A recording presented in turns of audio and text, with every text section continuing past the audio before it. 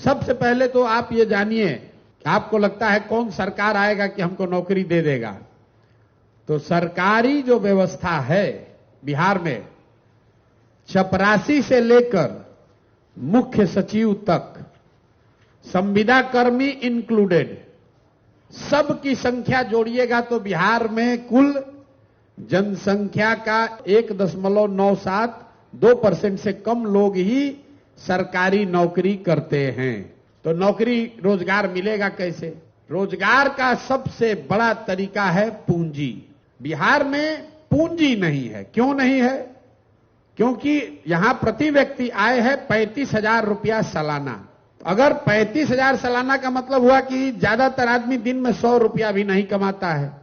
तो इस महंगाई के जमाना में अगर आप 100 रुपया भी नहीं कमाइएगा तो खाइएगा क्या, खिलाइएगा क्या, और पैसा पूंजी कहां से लाइएगा? तो लोगों के पास अपना पैसा है नहीं। और दूसरा, रिजर्व बैंक एक आंकड़ा जारी करता है जिसको कहते हैं CD ratio, credit deposit ratio.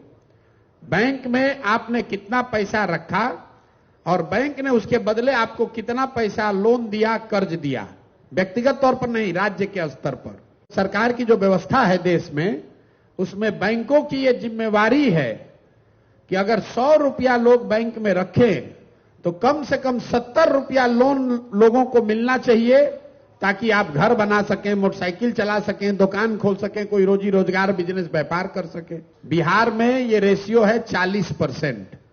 मतलब 100 रुपया बिहार के बैंकों में जो जमा होता है, बिहार के बैंक में सिर्फ 40 रुपया बैंक वाले आपको लोन देते हैं। 60 रुपया कहां जाता है?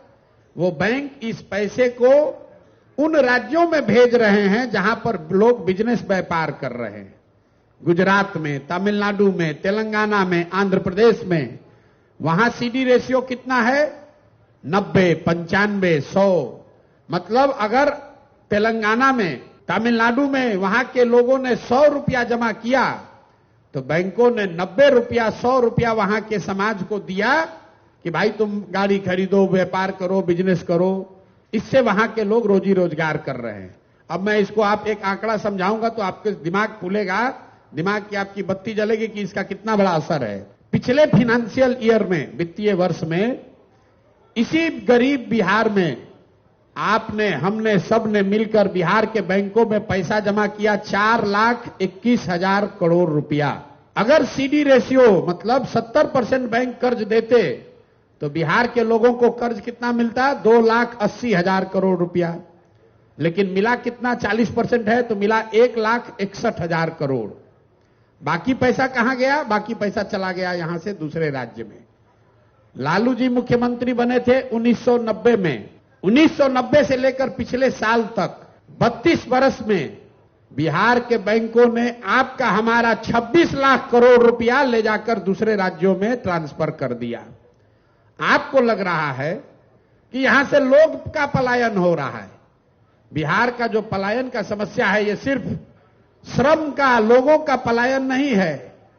लोगों का पलायन है, बुद्धि का पलायन है और पूंजी का पलायन है।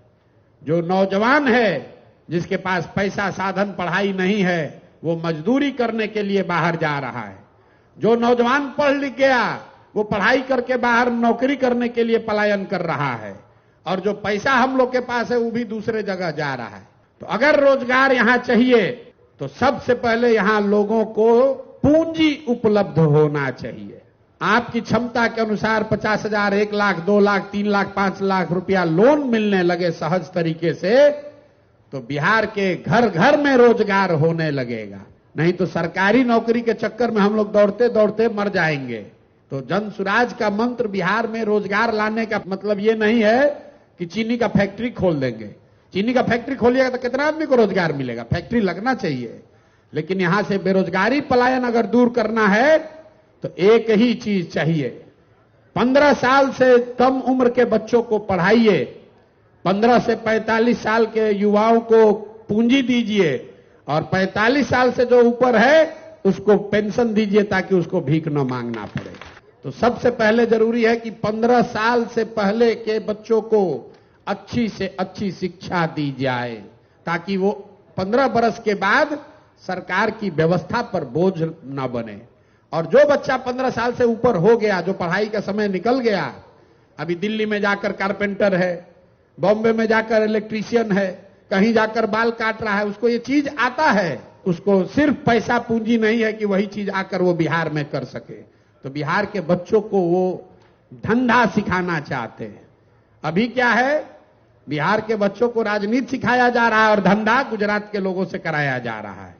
हम चाहते हैं कि बिहार के बच्चे धंधा करना सीखें, अपने बल पर, अपने पैर पर खड़ा हों, और उसके लिए सिर्फ और सिर्फ पूंजी की जरूरत है। तो जन सुराज की सोच एक लाइन में यह है कि 15 साल से कम उम्र के बच्चों के लिए विश्व स्तरीय शिक्षा की व्यवस्था हो, 15 से 45 साल के बीच के लोगों के लिए पूंजी की व्यवस्था हो, और 45 साल से ज्यादा उम्र के बुजुर्गों के लिए कम से कम 2000 रुपया महीना के पेंशन की व्यवस्था हो।